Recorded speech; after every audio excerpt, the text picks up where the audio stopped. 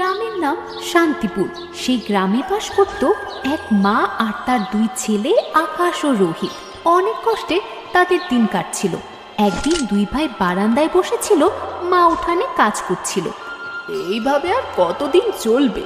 ঘরের চাল শেষ হয়ে গেছে, মানুষের বাড়ি থেকে আর এত ধার করে পারছি না। তোরা দুই ভাই থাকতে এইভাবে মানুষের কাছ থেকে ধার করে সংসার চালাতে হয়। মায়ের মুখে এই কথা শুনে দুই ভাই বারান্দায় বসে চিন্তা করতে লাগলো। তুই বল, এখন কি করতে পারি? আচ্ছা দাদা, কি করা যায় কিছুই তো খুঁজে পাচ্ছি না। তুই একটু ভেবে দেখ, আমার মাথায় কিছুই আসছে না। তোর মাথায় তো গোবর ভরা, খাওয়া ছাড়া আর কিছু আসে না তোর মাথায়। আচ্ছা শোন, আমার মাথায় একটা বুদ্ধি এসেছে। আমাদের বাড়ির পাশে যে আমার জমি, ওইখানে ধান চাষ করা যায়। দাদা, ওই জমিতে কি ফসল ফলাতে পারবো? চেষ্টা করলে সবই সম্ভব। চেষ্টা করবো। বাড়ি বসে থাকার চেয়ে একবার দেখি না কিছু হয় কিনা। আচ্ছা, তোরা দুই ভাই এই জমিতে ধানের চাষের কাজটা করতে পারিস।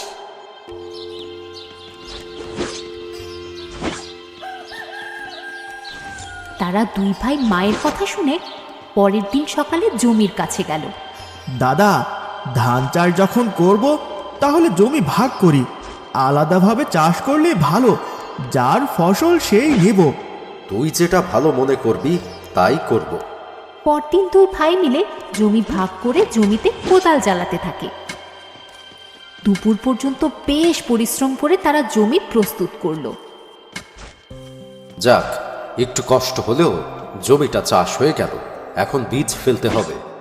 দাদা চল তাহলে, আজ আর জমিতে থেকে লাভ নেই, বাজার থেকে বীজ নিয়ে আসি।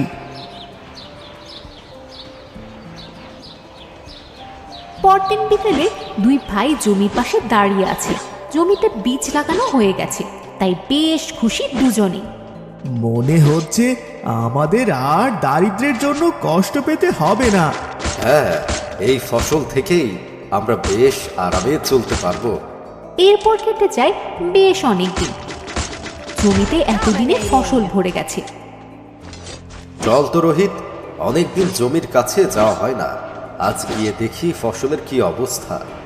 হ্যাঁ দাদা, ভালো কথা মনে করেছো। চলো গিয়ে দেখি জমির কি অবস্থা। দুই ভাই এবার জমির কাছে গেল।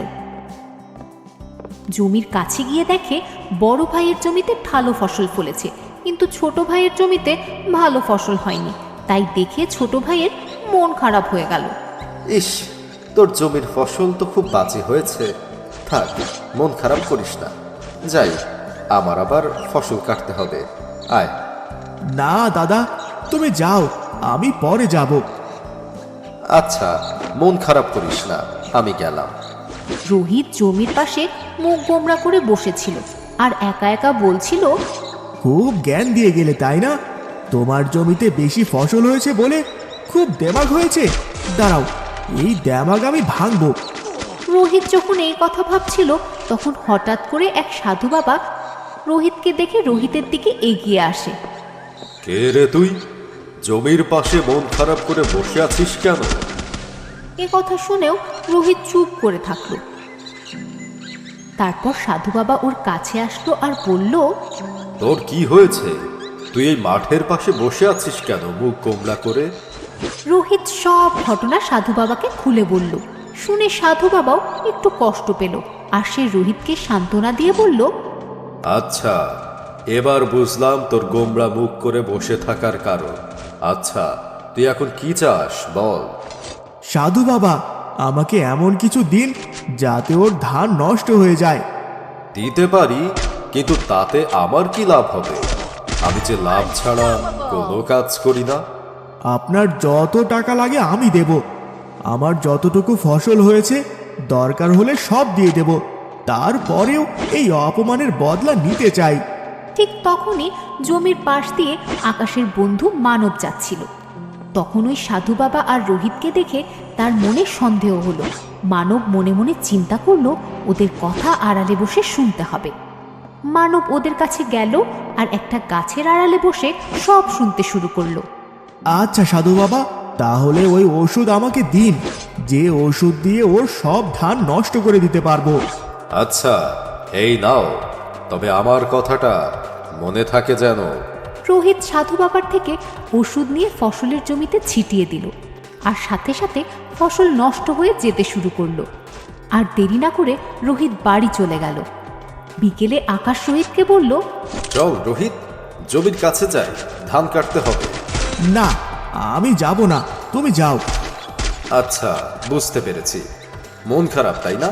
আচ্ছা, তোর যেতে হবে না, আমি একাই যাচ্ছি। এই বলে আকাশ একটা কাস্তে নিয়ে জমির কাছে গেল, আর গিয়ে দেখে সব ফসল নষ্ট হয়ে গেছে। এই ঘটনা দেখে আকাশ অনেক ভেঙে পড়ল, কান্নাকাটি শুরু করে দিল। তখন তার বন্ধু মানব পাশ দিয়ে যাচ্ছিল।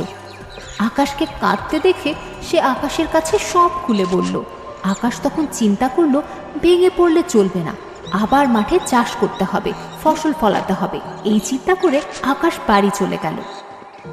রোহিত, আমার সর্বনাশ হয়ে গেছে, সব শেষ হয়ে গেছে আমার। কি হয়েছে দাদা তোমার? আমার জমির সব ফসল পুড়ে শেষ হয়ে গেছে। আমার জমিতে এত ভালো ফসল ছিল, কিন্তু কেন নষ্ট হয়ে গেল বুঝতে পারলাম না। আমাদের কারো জমির ফসলই ফললো না, তোমার জমির ফসল ফলেও নষ্ট হয়ে গেল। আমাদের থেমে থাকলে চলবে না, এবার আমরা দুজনে একসাথে জমি চাষ করব। হ্যাঁ, সেটাই ভালো হবে দাদা। একসাথে কষ্ট করে একসাথে জমিতে ফসল ফলাবো, এতে ফসল অনেক ভালো হবে মনে হচ্ছে। যে কথা সেই কাজ। পরদিন থেকে ওরা জমিতে আবার কোদাল চালাতে শুরু করে দিল। সারাদিন হাড় ভাঙা পরিশ্রম করে ওরা জমিটাকে আবার বীজ বপনের জন্য প্রস্তুত করলো। রাতের বেলা আকাশ আর রোহিত খেতে বসেছে, আর পাশে বসে আছে ওদের মা। তোরা তো আগেও অনেক পরিশ্রম করলি,